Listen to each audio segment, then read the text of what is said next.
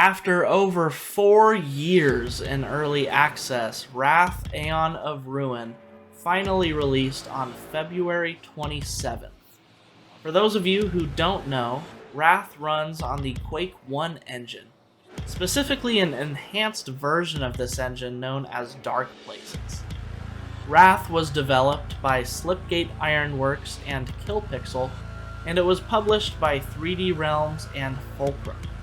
The big question is, was it worth the wait? Well, I would say so, but this certainly isn't the type of game that will move mountains. Due to the fact that this game runs on an updated Quake 1 engine, it feels a lot like a Quake game. In fact, it can almost be looked at as Quake 2 in an alternate universe where the franchise continued with its dark fantasy settings.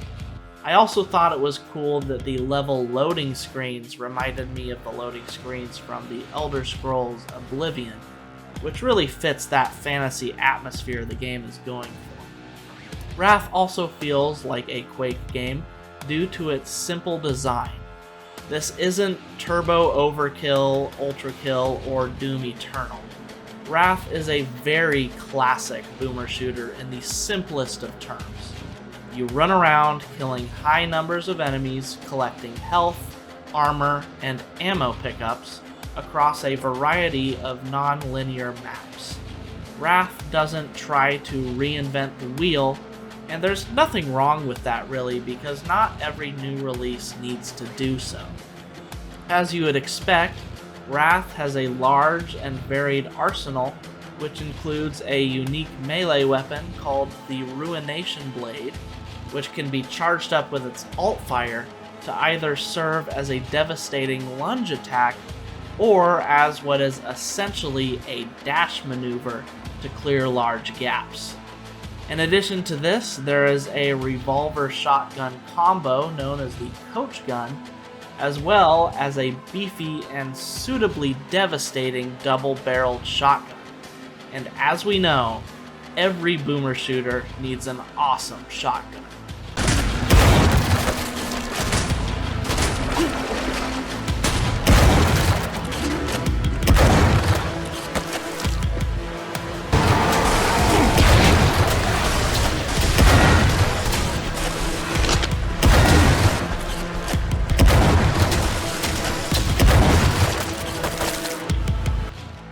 Wrath also has the Fang Spitter, which functions much like the nail gun from Quake, and the Retcher, a biological grenade launcher that launches balls of exploding cysts. Then there is the fiery molten ore spewing slag cannon,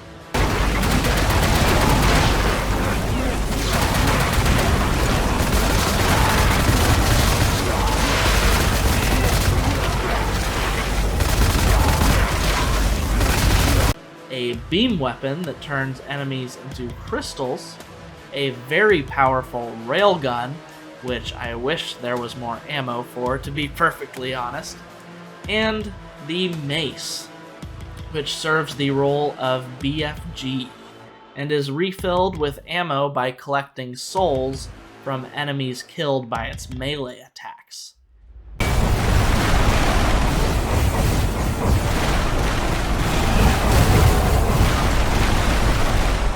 It is definitely a solid and enjoyable weapon lineup, with each weapon serving an important purpose. Beyond that, there are also plenty of items that you can keep in an inventory wheel for when you need them most, kind of like in Quake 2, Hexen, or Heretic. These items are known in-game as artifacts, and they include a life siphon that gives health from slain enemies, the Cruel Aegis, which gives you invulnerability in exchange for dropping your health down to 1 point, a mask that allows you to breathe underwater, an exploding potion that instigates enemy infighting, the Orb of Deflection, which is a stationary bubble shield that blocks enemy projectiles, a ring that can be worn to send out an electric insta-kill shockwave, a powerful turret that allows you to step back and save ammo while it does its thing, a potion that gives you quad damage, a grenade that creates a small black hole, and an artifact that reveals all secrets in a level. And the secret hunting is quite fun in this game. But yeah, obviously a lot of artifacts at your disposal here. And there are plenty of enemies to use these artifacts and weapons on. There aren't a whole lot of surprises here, as you have your zombies, flying enemies, exploding enemies, shotgun-wielding monsters, and big bruisers that rush you. The designs are very interesting though, especially the Heretic, which reminds me of the Pain Elemental from Doom 64. The aforementioned big bruiser is called the Executioner, and he will run right through a crowd of his buddies, jibbing them in the process just to get to you. And if you aren't stacked with health and armor, this dude can take you down in one hit. Although I learned that doing a little quick swap combo between the shotgun and railgun works as a very effective strategy against this enemy.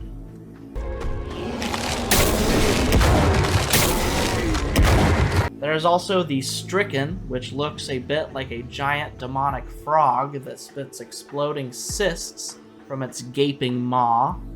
And the Oppressor is worth noting as well, as this big guy has a high health pool and dual cannons mounted to his arms. Definitely a big threat that appears late in the campaign. Speaking of the campaign, it is a long one. For me, it was 20 hours long. And to me, this is Wrath's biggest weakness. There is a lot of fun to be had here, don't get me wrong, but it just didn't need to be this long, especially since there isn't enough variety in the gameplay and environments. Speaking of the environments, they can be quite beautiful, and they are typically accompanied by a great ambient soundtrack from Andrew Hulshult, although I will say it certainly won't be his most memorable soundtrack. But these environments are quite beautiful at times, especially in the first episode. For instance, just take a look at some of these views.